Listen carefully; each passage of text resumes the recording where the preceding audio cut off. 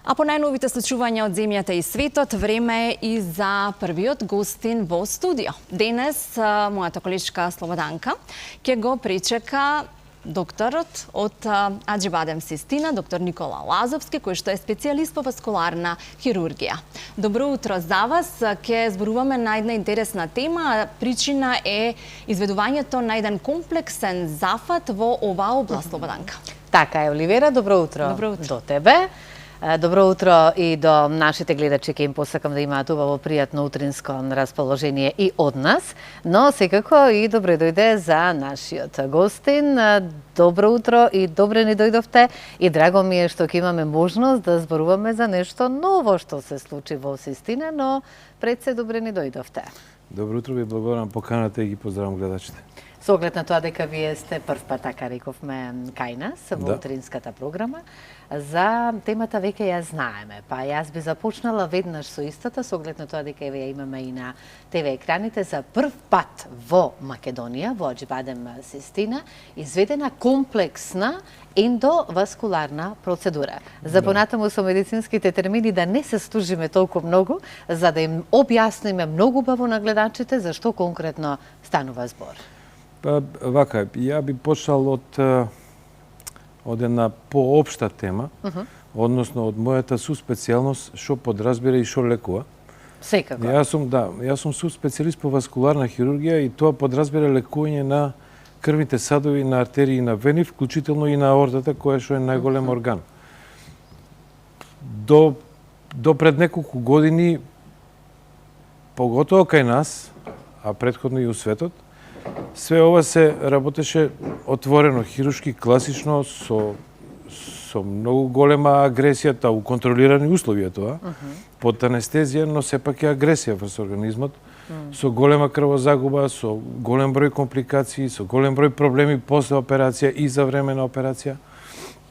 Но со развојот на медицината, исто како у сите други области, се дојде до некаков степен да пациентите имаат поголем бенефит со многу помалку агресија и се почна со ендоваскуларната проблематика, односно минимално инвазивен пристап на лекување на крвните садови, како на артерии, така и на вени, но сега е денес фокусот е на артериите, односно на аортата.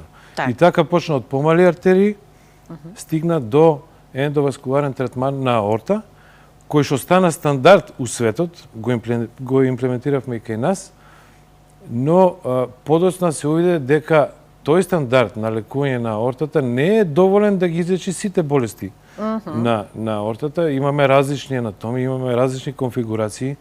Секој пациент е индивидуален, си има своја анатомија која што може да е релативно стандардна, но е различна кај секого. Без разлика. Еве, може вие сте 180 висока, може јас сум 150, така. И ние сме различни по структура. Така е. Дори вчера се извинувам, во текот на вчерашниот ден зборувавме и за грипот кој владее, па кажавме дека дури еден обичен грип или обична настинка е различен кај секој, па исто и ова што го сега зборувате.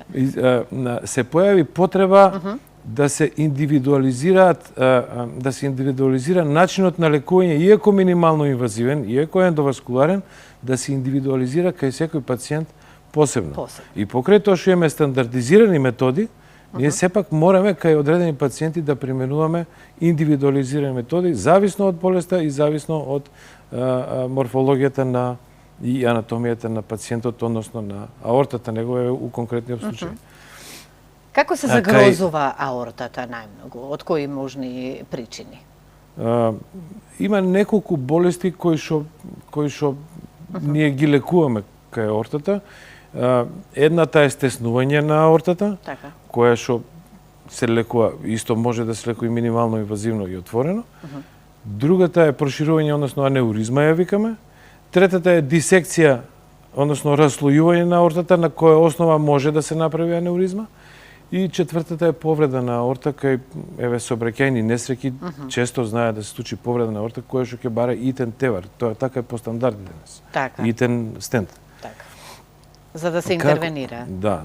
Како и да е, еве за конкретниот случај ако збориме за ова ние што го направивме, се одлучивме, ние ги викаме комплексни аортни процедури, односно не се стандардни, кај што се поставува само еден стент на аортата на местото на проширување или на местото на стестување, односно се комбинира тој основен стент со други дополнителни стентови.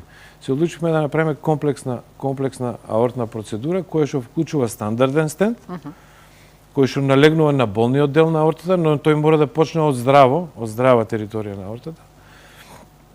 И низ тој стандарден стент, преку артеријата за левата рака, со специјални направи кои што се креирани за таа намена, направивме отвор на материјалот, дека стентот е направен од метална структура и е обложен однатре со материјал, во конкретниот случај беше политетрафлуороетилен, тоа сосема небитно, битно е да се исклучи крвотекот од болниот дел на аортата, а да се насочи низ стентот. И затоа е он затворен со материјал. На материјалот направивме отвор, кој што го проширивме со балони, и низ артеријата на левата рака ставивме уште еден стент кој што ќе ја храни практично артеријата на левата рака, без при тоа да направиме дополнителни оперативни Еве, јас ќе прашам со ова сега што го зборувате и појаснувате многу поедноставно и за вас, нели, како доктори и хирурзи, за колку голема е разликата од претходно до сега ова што го ние слушаме новиот метод за ваквиот вид на операција, оперативен? Па многу е сериозна разликата. Еве, ако тргнеме од најстандардните методи, во принцип тоа би подразбирало една многу комплексна операција на тој дел од аортата кој што е заболен. Веројатно ќе бара, неверојатно него сигурно ќе бара машина за екстракорпорална циркулација, иста таква која што се користи кај кардиохируршки операции, за да се извади крвта, за да може да се работи на условно кажано чисто поле, но тоа за организамот, пак ќе речам, секој организам различно го поднесува, но тоа за организамот е сериозен шок. Да, верувам. По ова што ми го кажувате. Лекувањето трае веројатно најмалку 2 недели ако помине без компликации, а компликациите кај вакви пациенти се чести. И денес не дека не се работат отворени хируршки методи за овие пациенти, се работат, но се работат во високо специализирани центри кои што се неколку Европа и неколку у Соединетите Американски држави, веројатно има и у Азија, мене не ми е позната за да се таа територија поедностави начинот на... Да, но се само неколку у Европа. Така. И таму се уште се работат отворено, но ова е во високо специализирани центри. Доколку се одеше на оваа претходна комбинација, односно хибридна процедура која што ние ја користевме, тоа беше комбинација на операција со крвните садови на вратот, класична операција, кај што правевме премостување и после стававме стандарден тевар, затоа што ниту имавме експертиза, ниту имавме направи, односно девајси кои што би користеле за комплетна ендоваскуларна процедура. Повторно е тоа 2 анестезии за пациентот, една операција со вградување на вештачки материјал оперативно кој што си влече своји компликации можни, така? Да. Крвозагуба, агресија, па втора целосна анестезија за имплантирање на стентот, па постојано следење на состојбата постоперативно и така, и рехабилитацијата, прво време траењето на процедурите се зголемува, така? Да. Лежењето у болница за пациентот се зголемува, трошоците се зголемуваат, потребата од крв и така натаму. Се нешто свое. А бенефитот за пациентот го гледа отприлика после 1 месец. За разлика од сега. За разлика од оваа метода, каде бенефитот се јава, условно да кажем, инстантно, еве конкретниот наш пациент. Да, сега ви направивме операција само за прв пат на еден пациент или? На еден. Така. На еден пациент. Сега иде нешто малку повеќе околу. Да, направивме интервенција на еден пациент. Прво бевме на обука у Бреша за оваа интервенција пред неколку месеци со колегата. Колку траеше обуката? 2 дена. 2 дена траеше обуката. Каде што ја учевме методата, после беше услов да најдеме соодветен пациент за такво нешто. Стандардно за воведување на нови процедури каниме проктори од странство кои што ни помагаат во изведување на првите процедури, но за среќа ние успеавме сами да ја. Браво, секоја чест. И ова што го споменавте, морам да признам дека не очекував дека ќе кажете за 2 дена, меѓутоа кога станува збор за специјалисти, верувам. Добро, значи 2 дена траеше обуката конкретно за оваа метода, иначе претходно прошли обуки за другите методи. Да, верувам, меѓутоа зборуваме сега за оваа метода е комбинација на претходни. Така, да. Само со некое поголемо усовршување. Така. Да, и полесно за вас. Како да ви кажам, кај пациентот кога ја завршивме процедурата беше многу брзо екстубиран, исто беше во целосна анестезија. Беше многу брзо екстубиран после интервенција, од прилика 1 до 2 сати после интервенција. Пациентот едно 4-5 сати после интервенција се чувствуваше како ништо да не е изведено. Така, која беше причината поради која што мораше да му се направи оперативен раков запад? Причината беше дисекција, односно раслојување на аортата. Што доведува до тоа? Висок крвен притисок начесто, така. Да.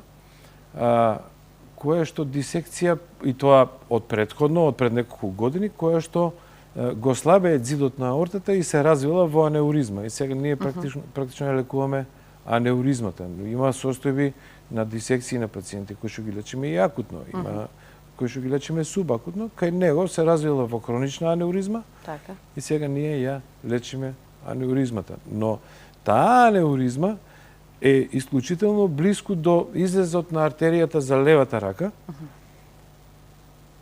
И за да имаме соодветна зона, лендинг зона, ја викаме ние, за да имаме соодветна здрава зона каде што ќе налегне стентот во аортата, мораме или да ја жртвуваме таа артерија, а не сакаме да ја жртвуваме, или да ја премостиме, или да го направиме ова што го направивме и да ја спасиме артеријата. Така, за прв пат, меѓутоа чекате и сигурно сум дека и други пациенти за овој оперативен зафат, затоа што имаме оваа нова метода која е многу полесна и како што кажавме, дури пациентот за колку дена може да ја напушти болницата? Пациентот за 2 дена си отиде дома. Тоа е многу дома, краток брз период после операција. Дома дојде на контрола. Но се чувствува одлично, функционира нормално. Така. Ајде сега малку совети овие последните минути да ги искористиме и вас да ви искористиме како доктор, како васкуларен хирург. Што е она и како ние да се штитиме за ова здравје, поточно од вашата гранка? Па да, најдобро е да си го гледаме здравјето за да не стигнеме до фаза да треба да се прави интервенција или операција. А за мојата проблематика најважно е да се одржува нормален крвен притисок, да се регулира диабет ако е пациентот диабетичар и да се престане со пушење, а да се применува што е можно повеќе физичка активност во смисол на пешачење или нешто посериозно. Секогаш ова го слушаме, физичката активност колку е многу важна за сите нас, меѓутоа и пушењето. Но што правиме со пушењето затоа што сепак ние сме нација која што покажува статистиката дека сме едни од оние кои што и така како имаме голем процент на пушачи во Македонија. За жал за тоа немаме решение, Еве доаѓаат пациенти кај кои што више се изведени интервенции или операции. И повторно со сите совети за да се престане со пушење и повторно ние. И зошто до толку не можеме да бидеме послушни и затоа еве сега ова утро ќе апелираме до сите. Да, мене ми е жал што и ние не можеме да влијаеме. Да. И како медицински лица што се однесува за нашето здравје. Убаво кажавте, меѓутоа еве што се однесува и за високиот крвен притисок, доведува до многу поголеми проблеми што се однесува за ова што сега го зборувавме. Што треба да сториме? И краткорочно знае да направи сериозни проблеми, еве од типот на дисекција.